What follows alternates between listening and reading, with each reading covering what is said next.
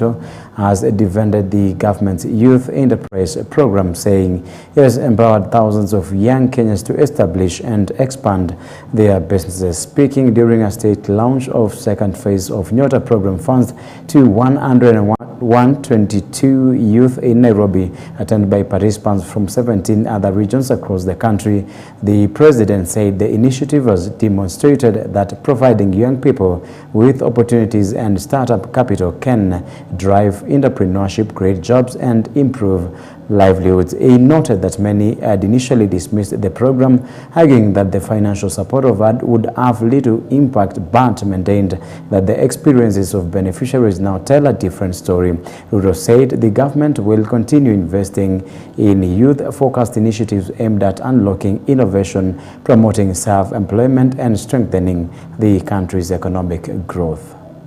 History teaches us a lesson we must never forget. Never despise small beginnings.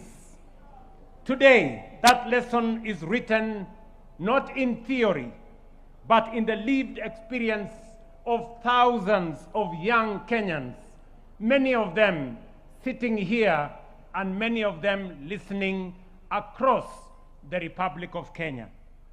Some dismissed the Nyota Enterprise Program. They said 25,000 could not change nothing. But facts have a way of outliving skepticism.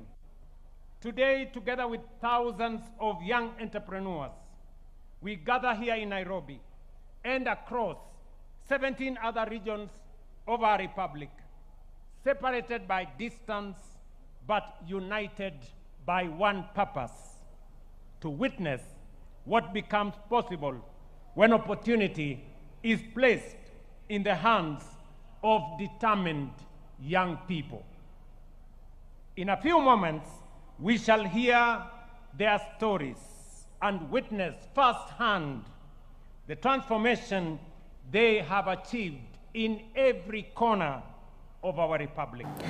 Young entrepreneurs across the country are recording a remarkable business growth through the government's Youth Fund program, with beneficiaries expanding their enterprises, creating employment, and increasing their incomes. From Mombasa to Kisumu, recipients of the initial 25,000 business support grant say the initiative has enabled them to invest in viable ventures, improve their livelihoods, and contribute to local economic development, highlighting the program's impact on youth empowerment and job creation. Across Kenya, thousands of entrepreneurs, young people, are answering this question. In Tharaka Nithi County, for example, Eric Ngugi, a young entrepreneur living with disability, saw opportunity where others saw scrap. He began manufacturing affordable flash doors. With his Nyota support, together with his own other savings, he acquired the equipment he needed. Today, he has completed 40 doors, has another 27 on order, and has earned 32,000 in profit. And by the way, he now employs 5 people with capacity to hire 5 more as demand for his doors grows. In Chuka Town, Frida Karimi was already a skilled tailor.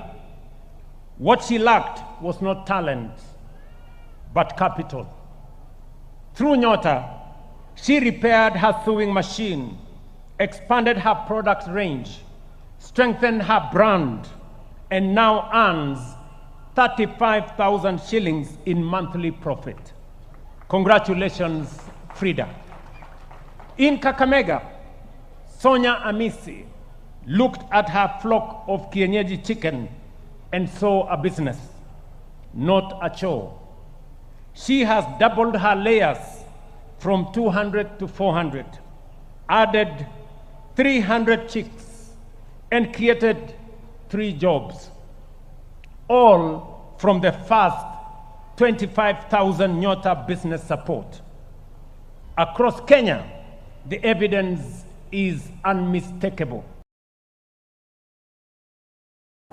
Right, moving on, nominated Senator Tabitha Mutinda has urged young Kenyans to make prudent use of funds received through the government's Nyota program, saying the initiative presents an opportunity for economic empowerment and self-reliance. Speaking at a youth empowerment event, Senator Mutinda commended President William Ruto for rolling out programs aimed at uplifting young people through financial support and entrepreneurship. She said the impact of the government's development agenda is evident through initiatives that are creating opportunities for the youth and encouraged beneficiaries to invest their funds wisely to grow sustainable businesses. The senator also called on Nairobi residents and Kenyans at large to continue supporting the government's development agenda while criticizing opposition leaders for what she described as focusing on criticism instead of offering constructive alternatives.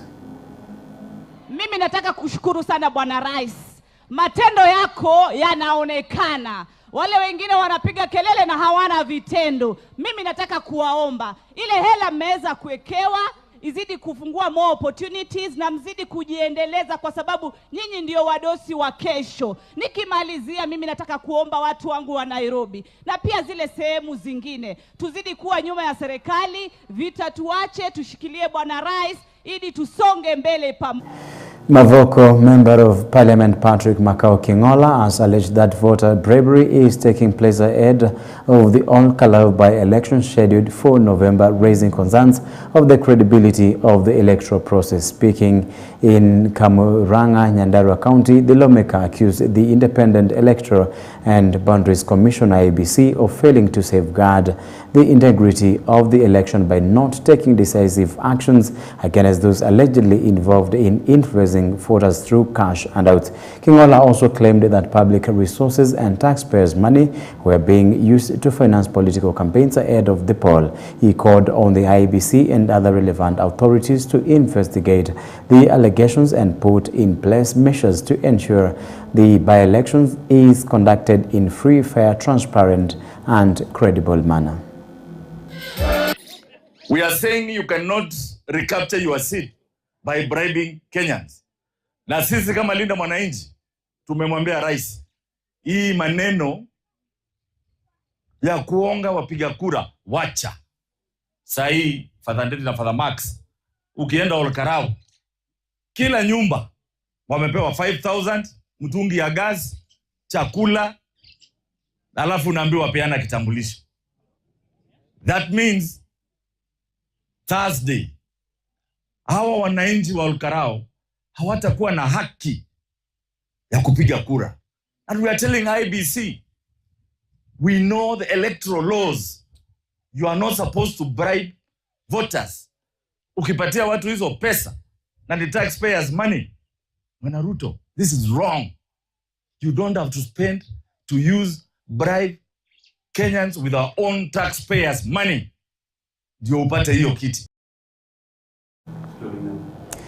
All right, and there's something we were following up on yesterday about the by-elections as far as All-Kalau is concerned, and there were some possibilities of maybe cancelling the by-election that is as of next week, 16th, and if some of the violence that we are looking at the same region, the issue of maybe the violation, the issue of the violence also, and the issue of the handouts, that maybe there is a process of making sure there are investigations that should be done by the DCA to make sure if the situation does not improve, there is a way of maybe all this being cancelled. And there are also repercussions of the same. There may be court cases. There may be also the issue of mispresentation, or even the people of Nyandarua, but really the people of All-Kalau lacking mispresentation or even representation in the parliament. So we shall also be notifying of what will be happening if there are any changes that will be put into effect by the commissions in the IEBC. So moving on, the Independent Electoral and Boundaries Commission IEBC has urged Parliament to extend the period for handling political disputes from the current 10 days, saying the time is insufficient to resolve conflicts that may arise during elections. While launching a report on political dispute resolution in Nairobi, IEBC commissioners and the number of disputes could increase ahead of the next general election due to the rising number of political parties. IEBC chairperson Erastus Ethekon also expressed his concern over the violence witnessed in Ol Kalou and urged candidates, political parties and their supporters to observe the law during the parliamentary by-election scheduled for next Thursday. Ethekon said the commission will continue working with Parliament, the judiciary and the civil society organizations to strengthen political dispute resolution mechanisms through reforms, capacity building for stakeholders and enhanced collaboration to ensure peaceful, free and fair elections. Publications, and we shall continue to strengthen those mechanisms with your support, including the support of Parliament and the judiciary and indeed the civil society. And we will do that by deepening our collaboration and partnership with you and pursuing all the necessary reforms, capacity building in dispute resolution. Reports such as the one we launched today preserve institutional memory, encourage reflection, allow us to identify good practices, confront challenges, and improve systems that underpin. Some residents of Nandi County have criticized the recent High Court decision restricting National Assembly Speaker Moses Wetangula and Senate Speaker Mason Kingi from engaging in political activities using their official positions. Speaking in Kapsabet town, the residents described the ruling as a politically motivated, claiming it targets key allies of President William Ruto. They alleged that the decision was aimed at weakening the Kenya Kwanza administration ahead of the 2027 general election by frustrating the president's close supporters. We are saying you cannot recapture your seat by bribing Kenyans. Na sisi kama Linda Mwananchi tumemwambia rais, hii maneno ya kuonga wapiga kura wacha. Sahi Father Ndeti na Father Max, ukienda Ol Kalou, kila nyumba wamepewa 5,000, mtungi ya gas, chakula, alafu unaambiwa peana kitambulisho. That means Thursday hawa wananchi wa Ol Kalou hawatakuwa na haki ya kupiga kura. And we are telling IEBC, we know the electoral laws. You are not supposed to bribe voters. Ukipatia watu hizo pesa na the taxpayers money, Bwana Ruto, this is wrong. You don't have to spend to bribe Kenyans with our own taxpayers money. Ndio upate hiyo kiti.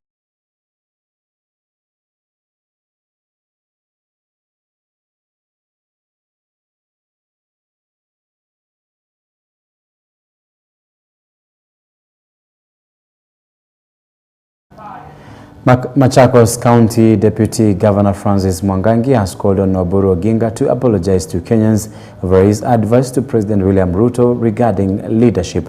Mwangangi said the remarks are unacceptable in Kenya because the country is governed under democratic principles and the Constitution. He said there is no room for dictatorship in the country and urged Oburu to either clarify his statement or apologize to the public. He added that the late former Prime Minister Raila Odinga was a champion of democracy and would never have supported the principles of dictatorial rule. Mwangangi emphasized that leaders must respect democratic values and uphold the Constitution of Kenya. The dictator does not apply in this country. Oburu Odinga, please apologize to the people of Kenya. Your brother, our leader, the late Prime Minister, could not tolerate that kind of a thing. He died fighting for democracy.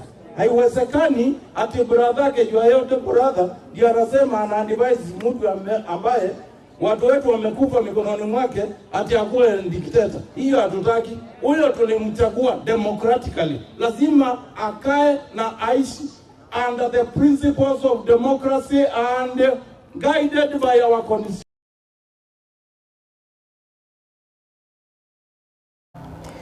Interior Cabinet Secretary Kipchumba Murkomen has pledged to find a lasting solution to rising cases of insecurity in parts of the Rift Valley. Speaking in Malaso, Samburu County, Murkomen said efforts to restore peace in the region are being hindered by illegal possession of firearms among civilians, which he described as a major obstacle to achieving lasting stability. The CS said that before the launch of security operations in the affected areas or communities involved in conflicts will be required to surrender illegally held weapons. Murkomen also warned security officers found supporting criminal gangs that they will face strict legal action. Meanwhile, Samburu Governor Lati Leletit called for the deployment of more national police reservists to help strengthen security operations in the country. Hawa watu watapenda kukaa kwa amani na nyinyi, na tutafanya hivyo kwa pande zote. Kama ni Turkana tutatoa, kama ni hii Baringo tutatoa, kama ni Samburu tutatoa. Safari hii nimekuja, mnipatie tu wiki chache iko mbele hapa, mtaanza kuona wale Wachakoya tena wamerudi hapa. Watakuja kuishi na nyinyi na watoki tena, kwa sababu lazima wafanye kazi yangu mpaka ishe. Tumesikizana? Mimi nataka kuhakikishia kama Inspector General ya kwamba mahali waziri ametaja pale mahali inaitwa Bukoi, tutaweka GSU. Komanda wa GSU wako hapa, anatafuta GSU anaweka hapo. Haya, hii watu ya kutoka watu ya SOG hata Kabeao nasikia bado iko hapa. Kwa hivyo kama vile waziri amesema in the next few weeks tutakuwa tumeleta hapa ndio waweze kuwasaidia kuona kwamba security ya hapa imerudi. The national government is set to construct a level 6 referral hospital in South Rift, Kericho County at a cost of 8 billion shillings in a move aimed at improving access to specialized healthcare services in the region. Speaking in Camp Cheluch, Belgut constituency, Health Principal Secretary Mary Muthoni said preparations for the project have already commenced, with ministry officials inspecting the site located in Londiani ahead of the construction phase. Muthoni said funds for the project have been provided for in the national budget, with the cabinet already approving its implementation and financing. The PS said the facility will serve residents from Kericho and neighboring counties including Bomet, Nyamira, Nakuru and parts of Nandi, reducing the need for patients to travel long distances in search of advanced medical services. She added that the government remains committed to expanding healthcare infrastructure across the country, noting that improved facilities will help transform lives within communities. 8 billion already imesha approviwa na cabinet. Hiyo hospitali itaweza kutibu ama itaweza kuchukua watu wa Bomet, watu wa Nyamira, watu wa Nakuru, watu wa Nandi kidogo, because itachukua wale watu wanaishi hapa South Rift. I feel proud every day when I hear the good reports of what SHA is doing in our community, because that is the very reason hawa wananchi walinipigia kura kuhakikisha kwamba tunapata sheria ambayo inabadilisha maisha yao. Since inception, Kericho County has received 700 million from SHA. This month alone, we've been able to receive close to 300 million. Madam PS, when NHIM was in space, the facilities suffered. Today, we share dispensaries are receiving their money in time.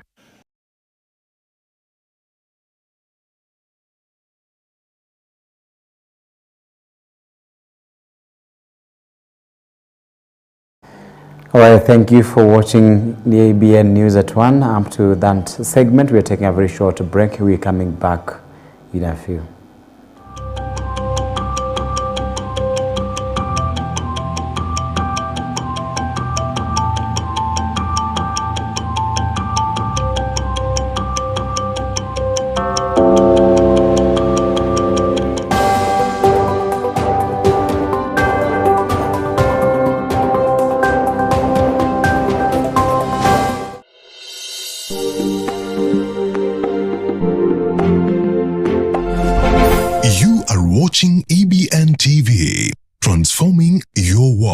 EBN TV cares about the growth of your business. To advertise with us, call 0725 386 501 or 0740 653 453. EBN TV, transforming your world. You are watching EBN TV, transforming your world.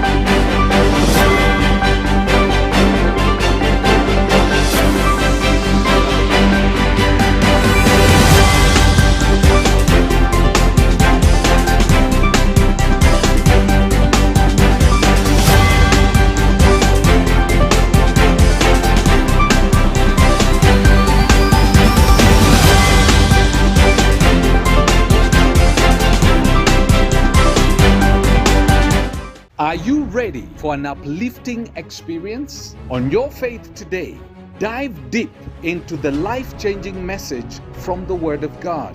Join Reverend Felix Kavoy as he shares powerful insights that will inspire, encourage, and strengthen your faith. It is one thing to receive a prophetic word. It is another thing altogether to see that prophetic word come to pass in your life.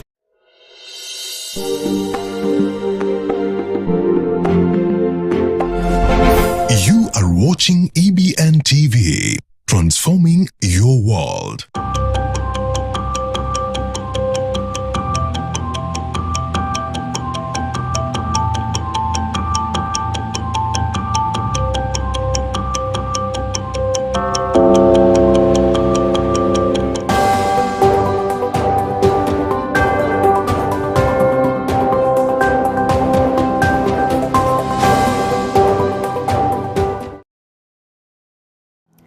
"24 minutes past the hour." Welcome back to EBN News at 1. My name is Jeffrey Kimayo Somba. Now moving on, Migori Governor Dr. Ochilo Hayako has cautioned local politicians against politicizing healthcare services, warning that negative public attacks on health facilities undermine the morale of medical workers and compromise service delivery. Speaking during an impromptu visit to Migori County Referral Hospital, Governor Hayako said the county government has made significant investments in improving healthcare by equipping health facilities with essential medicines, modern medical equipment, and qualified healthcare personnel to ensure residents receive quality services. The governor also urged residents to register with the Social Health Authority, SHA. This is noting that many patients seeking treatment have not yet enrolled. He said registration would enable more residents to access affordable healthcare services and reduce the financial burden of medical treatment. Current warehouse that we are using is well stocked with commodities that are essential and useful to the people of Migori, contrary to what political peddlers are uttering out there, that our referral hospital has stocked out and there are no medical supplies to attend to our patients. What we have observed about the patients is that most of them have not fully paid SHA. So their ability to meet their hospital expenses is hampered by the non-payment. Environmental conservationists have raised concern of the increasing destruction of forest and public green spaces across the country, warning that continued encroachment is undermining Kenya's conservation efforts.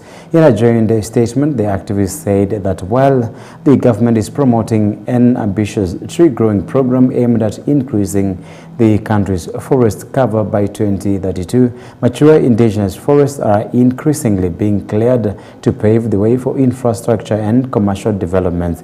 The conservationists singled out ongoing forest as one of the areas facing growing threats, citing the allocation of sections of the forest for projects including road construction, a luxury hospitality facility, railway infrastructure, and a proposed Talanda Sports Complex. They argued that the destruction of the existing forests contradicts the government's afforestation campaign and called for stronger protection of Kenya's natural heritage.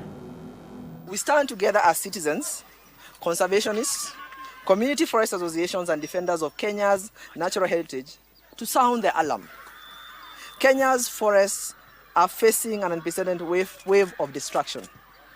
While the government continues to champion the ambitious target of growing 15 billion trees by 2032, the forests that already exist are being steadily carved up for infrastructure, commercial developments, and other projects.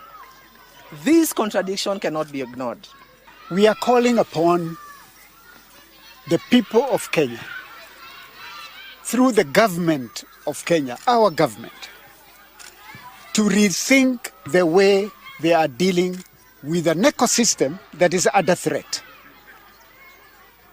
If we lose more forests, Kenya is poorer.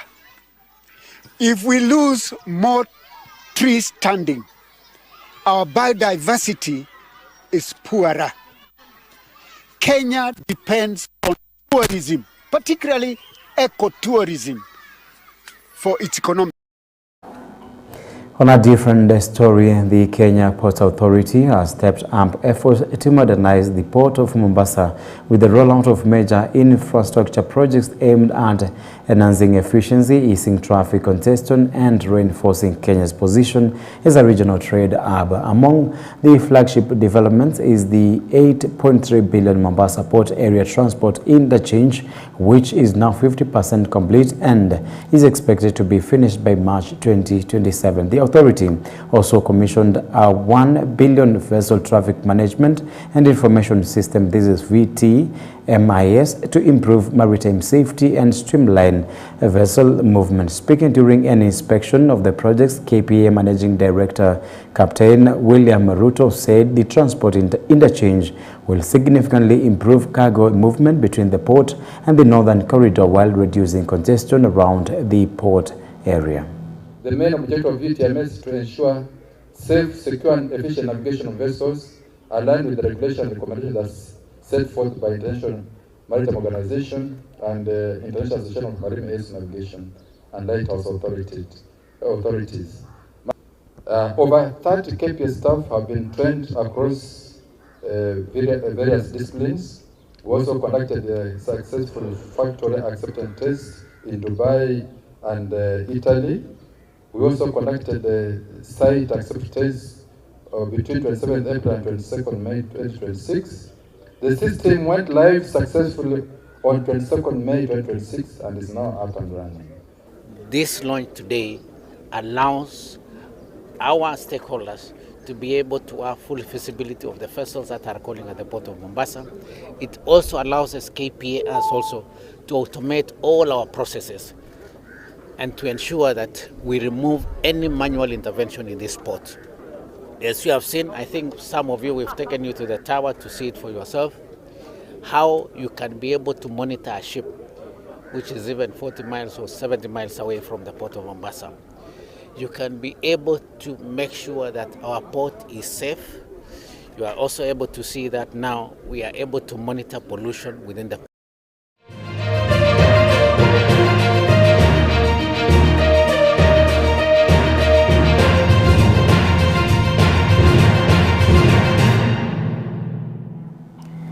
Now on to sports. Kenya's under-17 women's national team, the Junior Starlets, are set to face South Africa in the return leg of the FIFA under-17 Women's World Cup qualifier, with their sights set on completing the job after securing a crucial away victory. Now the Junior Starlets defeated South Africa 2-0 in the first leg, putting them in a strong position ahead of the second encounter scheduled at Nyota Stadium on Saturday. Despite holding the advantage, the team has vowed not to underestimate their opponents, insisting they will approach the match with seriousness and a fighting spirit.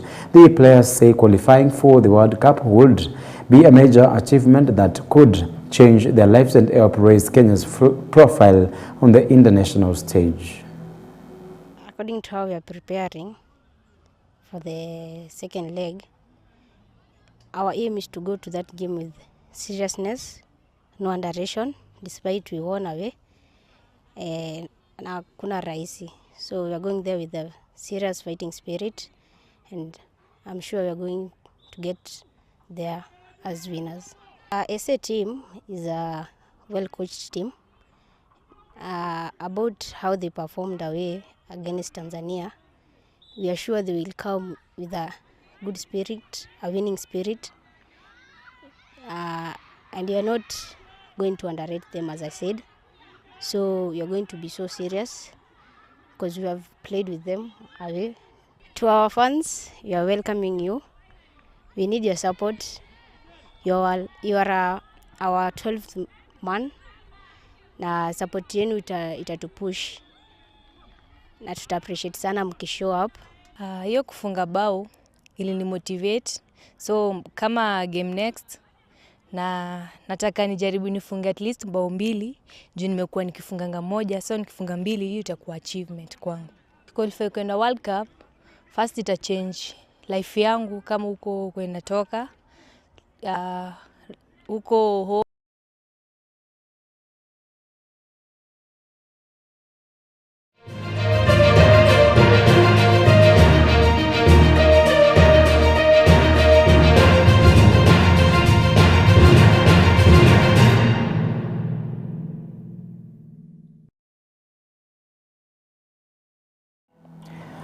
That's it for EBN News at 1. Good afternoon, I'm Jeff Kimaiyo.